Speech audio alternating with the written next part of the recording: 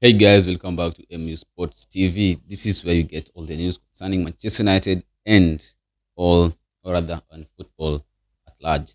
So, guys, it was a match week 30th in the Premier League this weekend, where Manchester United was among the teams that played this weekend, and I think things turns out to be going in Manchester United's favor this weekend, and I think it went quite well because their opponents, the close opponent, that is the top four race, dropped points. And for United, they managed to get the maximum points at home against Aston Villa.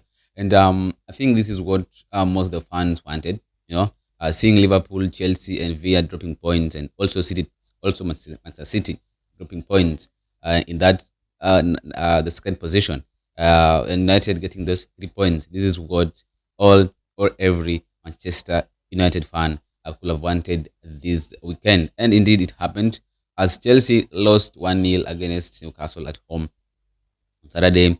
Liverpool drawing 1-1 against Spurs at Anfield, whereas Aston Villa losing to United 3-1 at Old Trafford. And this is what the result that Manchester United wanted.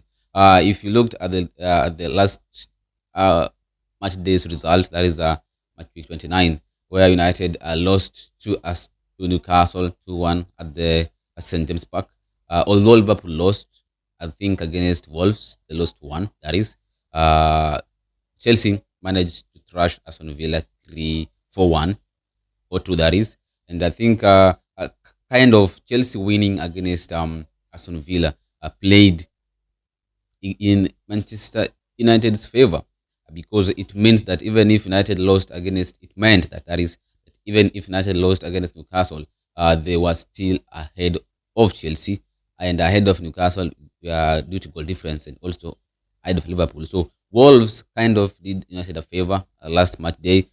Chelsea kind of did United a favor in that match day 29, whereas I think United failed to win, losing in a manner in which I was not convinced.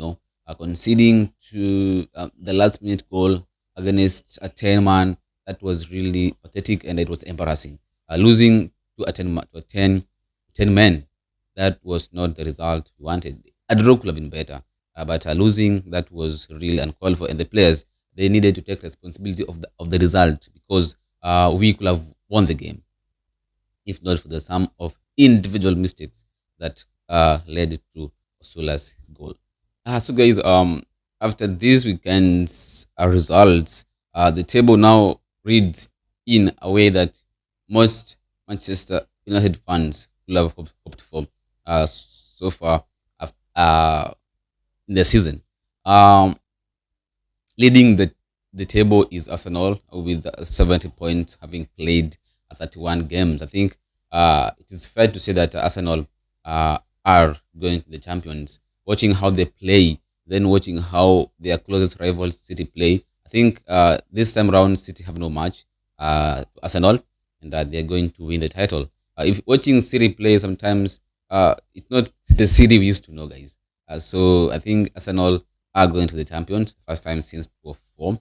Yeah, that is like 20 years ago. The second position is Manchester City with the 61 points after playing 30 games. That is around 9 points below other league leaders Arsenal. Closely following second is Manchester United with 54 points after playing 30 games. That is around now. The difference between City and United is around roughly is if I mean it's 7 points. Yeah, 7 points. United are below City with only 7 points. City yet to play Arsenal. I tell you what, the things are going. If you keep winning and City keep dropping points, you might even be in the second position. So that is how it's gonna be. Fourth position is Aston Villa, 51 points after 30 games. That's 3 points below Manchester United. Liverpool coming fifth with 49 points after the 1-1 draw against Spurs. 5 points behind Manchester United. Chelsea coming sixth with 48 points. That is 6 points below Manchester United.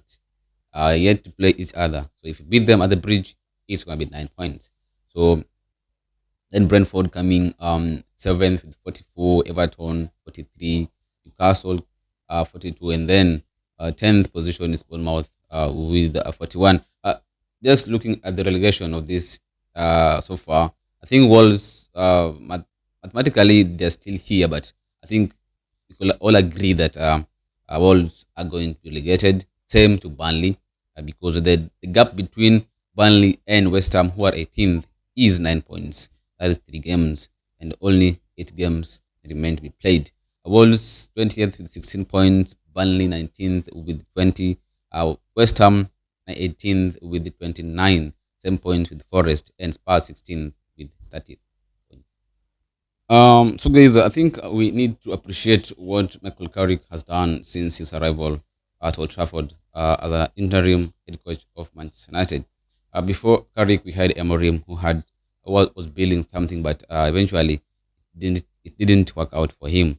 So when Michael Carrick was appointed as a manager of Manchester United on an interim basis, the games that followed prior to that appointment were facing City, Arsenal, Fulham, Spurs, West Ham, Everton, Palace, Castle, Villa.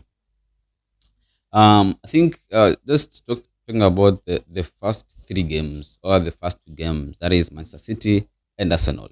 No one could have predicted, or no one saw it coming that United could eventually get at least point against these 2 teams because the way the result were not going away, and also the way we are not playing quite good, and this and that, and then also a Carrick who is not that experienced, so we were not seeing by maybe by miracle we could have maybe get a draw against City, and against Arsenal at Emirates Stadium it was going to be difficult to get even a point. But tell you what, 2-0 against City, 3-2 against Arsenal, 3-2 against Fulham, 2-0 against West Ham, against Spurs, that is. Against West Ham, it was a 1-1 draw. Then 1-0 against Everton, 2-1 against Palace, 2-1 defeat against Newcastle, and then today, or yesterday, that is the 3-1 victory against Aston Villa. What Carrick has done needs to be appreciated, to be recognized. Even though, if in, I don't think we should appoint any other manager that is not that is if we are to appoint a new manager apart from Carrick, it should be somebody who is more way experienced, a winner, a proven winner. That is, there's no way we're gonna appoint the likes of Dezabi, we're gonna appoint the likes of, I don't know, or Southgate and a living Carrick. If we are not to appoint Michael Carrick as a permanent manager, then go for Luis Enrique. Go for winners, serial winners. That is. So I think it's going to be a difficult decision or a tough one decision to make for the board, but they need to do it right. They need to make the right decision. We are going to have a clear vision of what we want in the future, because I think at the moment we need to start winning trophies, not just FA and Carabao. And I said trophies, I mean the Premier League, and competing in the Champions League, not just competing, but real competition. Just being there, not just being there to participate, but being there to win. Reaching the quarterfinals, the semi-finals, the finals, winning the trophy itself. That should be the United dream or the vision, as far as next season and beyond are concerned. So if we are not going to get a top manager, then I think Michael Carrick should be given the nod, the support he needs as far as next season is concerned. We know where the problem is as far as we're concerned. We know our biggest problem is in the midfield. So with Casemiro unfortunately leaving at the end of the season, we need to sign at least 2 top midfielders. not just midfielders, but top midfielders as far as next season is concerned. We need to replace Casemiro and we need to replace Manuel Ugarte. No way Ugarte stays with us next season. No way Dalo stays with us next season. No way um, Zagze stays with us next season. No way Mason Mount stays with us next season. Same applies to Sancho, same applies to Rashford. We need to be a serious club. That we need to be a serious club. The success of Arsenal didn't just come overnight. They really had a plan for it. First thing, they trusted the manager. They backed him season after season after season. And Ateta really built his team from scratch. So if we are going to support Michael, then make the support, make it real. No, don't just say, okay, now Carrick is appointed. And then you end up replacing Casemiro with unproven midfielder and you expect him to perform magic, perform wonders with that team. We need a proper team if we are to fight for the title next season and beyond. And there's nothing like, oh, United can't we can't fight for the title now. We're gonna wait for the next 5 years. No, the time is now. Why wait for the next 5 years? Who told you the next 5 years things will be easy? It is going to be difficult season in, season out. We need to be prepared and we need to start winning trophies. And the board, Nails and Glazers, if they want to be here, they must support the manager that's coming in next season if it's not Bulgari. So, guys, heading into yesterday's game, there were, I can say, debates on who is going to start, who is going to be benched. And talking about that, there were, first of all, it was in defense, where I think many were not comfortable with Lenny Yoro partnering Harry Maguire in that defense after what happened in the first round at the Villa Park, where Yoro somehow poor man marking enabled Rogers to score goals. Then also I think the Dallo Mazrao situation also there was a debate whom is going to start. Also between Ahmad Mbomo and Cunha and Sesko, there was a question of who is going to start ahead of who. Is Mbomo or Cunha or Ahmad going to be benched in order for Sesko to start, or we're going to see Sesko starting or Sesko being benched and the three boys starting altogether. And I remember I posted a predicted lineup 2 days ago, and my prediction was that Sean Lambert in goal, Dalo to start, Yoro to start, Ahmad to start alongside Mbomo, Cunha, with Sesko starting the bench. And eventually, that is what Michael Carrick went with against Aston Villa yesterday at Old Trafford. His favorite starting 11 after I think when he arrived, this is what he started with.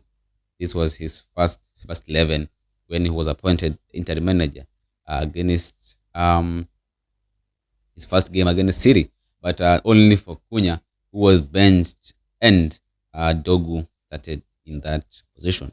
So since Dogu's injury, I think Cunha has been starting that position. But I tell you what, Cunha is not a left winger. Cunha is more like a midfielder. He's like an attacking midfielder. So bear with him, even though he doesn't give you what wingers gives you. But Cunha, I always feel comfortable when Cunha is on the pitch because anything happened. Yesterday, you saw what happened. So first 11 was great, but I think we could all agree that in the first half, Brian Mbomo was not doing anything that a striker should do.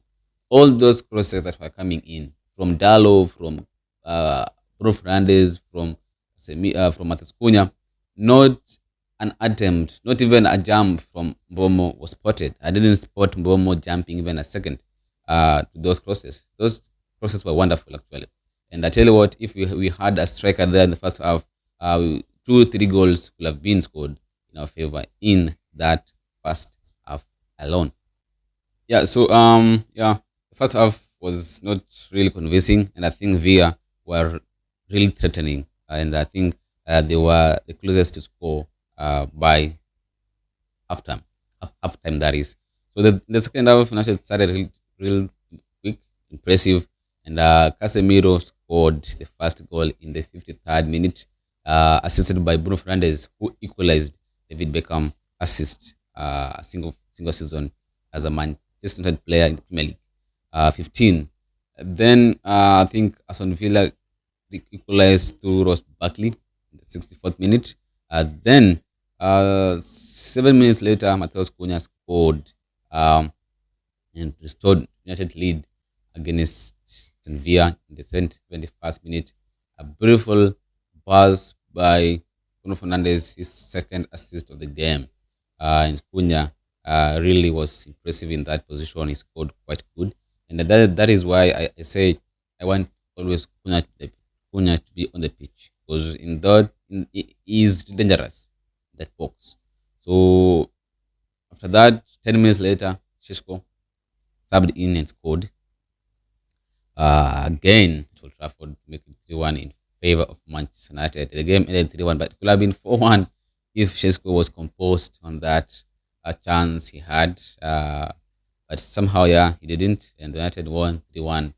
And 3 points, 3 goals.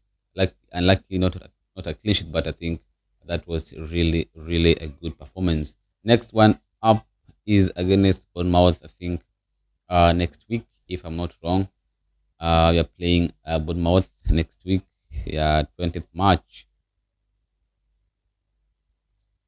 Yeah, we're playing Bournemouth next week. That is 20th March. So after that, we are going on a break until 13th April. We're facing Leeds, so it's going to be a long one. I saw a post where somebody is saying I think United should organize a mid-season friendly to at least to cover up for not playing in the Champions League, in the FA Cup, because sometimes this rest can be a disadvantage to players. They're not, the intensity is low, and we saw this against West Ham.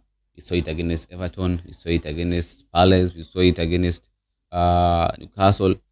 Yesterday it was a bit better compared to the last 3 games in terms of intensity. But yeah, we need to play those mid-season friendly, even one or two.